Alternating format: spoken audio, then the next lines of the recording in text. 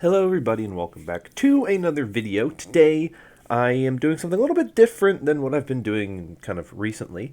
Today I wanted to just talk a bit about some things that I've noticed when looking at some of the players and the teams in the Overwatch League and some kind of trends that I've noticed when taking a look at the distribution of what seasons players joined the Overwatch League. I think it's a really interesting thing. You'll understand what I'm talking about, I think, when we get a little bit more into the video.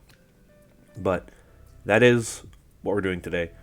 If you enjoy this video, if it's interesting to you, consider liking and subscribing. Obviously, that'd help out a lot. And comment down below if you agree with what I'm saying when we get to that point, or if you think I am absolutely crazy, which is 100% a real possibility. But let's jump into it. The thing that I wanted to start with is kind of why I started thinking this way. And I was looking really at the tanks in the league, mainly the main tanks. Because I was thinking about the New York Excelsior, whose main tank, of course, is Yakpung, who was not a very impressive player back in 2019, was out of the league in 2020, does pretty well in contenders, comes back to the league as New York's main tank, and still kind of feels very similarly to the Yakpung of old. And so I was thinking, well, if New York wanted to replace Yakpung, what would they do? Where would they go? Who would they sign? And so I was looking through some of the Korean main tanks that are in contenders who are old enough to play in the Overwatch League. And the answer is pretty much nobody. There aren't that many Korean main tanks in contenders right now that are old enough to be starting main tanks in the Overwatch League. And so that got me thinking about how many main tanks in the league are, like, old? How many have been around for a long time? And so I was looking at it, and the answer is quite a lot. So I'm going to throw up the chart that I made of this. I just kind of figured it out. As you can see, over 50% of the main tank players in the Overwatch League joined the league in 2018 or 2019. Now, the reason why I use those 2 years as kind of like the early days is because those are the years where a lot of teams entered into the league, right? 8 of the 12 teams joined the league in 2019. So players like Among, Rio, Gushui, Yakpung, Gator, those 5 joined new teams when they entered the Overwatch League. So that's why I kind of comment on that. And then you look at 2020, 3 main tanks from 2020 are still in the league. It was 4, Beast just retired, so now it's 3. And then 2021 is the season that you had the most currently active main tank players in the Overwatch League. But the thing I want to comment on with that is every season you should expect the rookie numbers to be the highest. Now, it doesn't happen with every role. I think there's only one it doesn't happen with. But for the most part, the rookies are the most prominent in any given role. But this to me was interesting because I look at this and I say, this shows me that there is a very big problem with main tank players because not many people are playing main tank. And I think that's a really interesting trend to see. That unlike a lot of other roles where rookie talent is pretty consistently coming in and replacing veteran talent, in 2020, very few rookie main tanks joined the league. Even excluding the 3 that I have on here, of Jihoon, Stand 1, and Dreamer. Think about how many rookie main tanks actually joined the league last season. I mean, you had Beast, was not the greatest. You had J-Mac, who was okay. You had A-Ting, who was not all that great, wasn't able to replace Among. There weren't really that many rookie main tanks that joined in 2020, and the ones that didn't really have that big of an impact. The only ones that really did anything were Dreamer, and for a little bit, Stand 1. But I think Stand 1 has looked better this season than he did when he was with Shanghai last season. So really, we haven't seen that many rookie main tanks join from 2020 that had a big impact. 2021 is the first time since, like, Gushue that there was a main tank joining the league, that there was so much hype and, like, a ton of interest behind, and that was Mag, right? None of the main tanks from 2020 anybody cared about. None of them that joined, people were like, oh, this guy's really, really good. It was like, Dreamer joined, people were like, who is this guy? I've never heard of him. But 2021, you have Mag joining. There's a lot of kind of conversation around him. There's been a decent amount behind Gaga. Even like Muse had a little bit. And then Hottie, because of the prominence of the British Hurricane and EU contenders, so the Western scene was pretty familiar with him. But a lot of the other players people don't really know very well. And so the interesting thing when you look at this distribution of when players joined is just how lackluster the tank lineup is in the Overwatch contender scene. Because New York signed Yakpung, but like when you go and you look at some of the other players that are still in contenders right now, like, they probably don't have an option to get any of those players. They would have to trade for somebody. Now you have the Houston Outlaws, who have two main tanks now. They have Jonggu, they have Dreamer, so one of them you could maybe acquire in a trade. The Hangzhou Spark have Takayaki. Maybe you could get Takayaki. He doesn't get a lot of playtime on that team, so maybe you could get him if you so chose to do so. But there really are not that many main tank options out there for them to sign. And so what does this mean, in my opinion? Well, I think I look at this list, and I look at the fact that we've seen such a low influx of main tanks, new, really good main tanks coming in.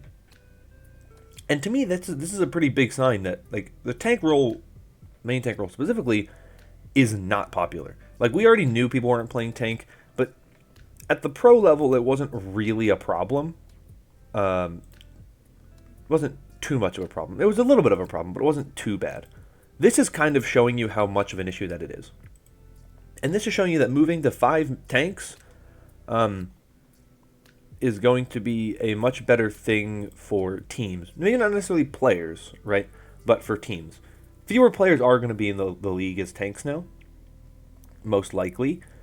But teams are not going to struggle as much to find a starting tank player. Because what it seems like right now is, and it's a problem when you play like competitive, right? You'll go into a game, right? You'll go into like a GM game, and you'll end up with like a Masters tank, because nobody in GM is playing main tank, so you are getting like a not as good main tank. But now that the number is less, you don't have that problem as much. The pool will be much better, and you'll get more players who are in that area. And because people aren't playing a lot of main tank, it's getting to the point where some of your worst players in the Overwatch League, right, like your weakest, lowest level players, are going to end up being main tanks. And potentially off tank. So I think the off tank pool has been significantly better than the main tank pool. I just think you look at the main tanks, and it is like kind of concerning how few there are. And to kind of give you a little bit of like a comparison in terms of like how odd the 2020 season is that there's so few tanks. Look at the off-tank list, right? Like, the off-tank list is pretty solid, right? It's pretty even each year, right? You have 6 that are still active from 2018. You have 5 that are still active from 2019, though that will probably go down soon. You have 7 from 2020. You have 6 from 2021. Like, it's a pretty good list. It's a pretty solid look at that one. Main support, pretty similar as well. 5 from 2018, 6 from 2019, 5 from 2020, 7 from 2021. Once again, very like pretty solid, but 2021 is the one that has the most. Flex support, which I think is the most interesting one of them all, has the trend that you would expect, except it doesn't carry over to 2021, right? So there's only 3 from 2018, but then you go to 2016, or 2019, you have 6 from 2019. Then you have 11 from 2020, and as a result of their having been all over 40%, literally half of those starting flex supports in the Overwatch League joined in 2020.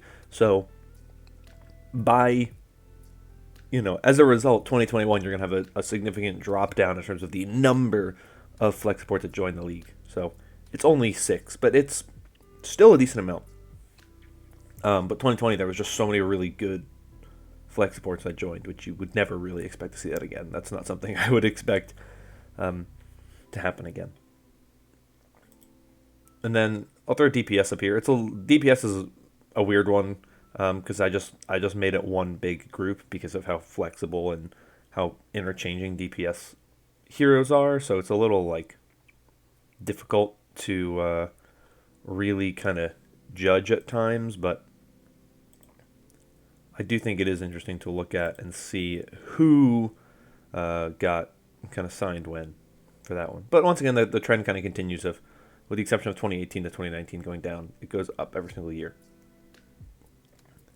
So with main tank, it is just kind of interesting to look at and see that the main tanks are very prominent players from the earliest days, right? The ones that we look at as kind of being the best in the league, your Fearlesses, your Supers, your Smurfs, your Fates, your Monos have been around forever, your Gestures, right?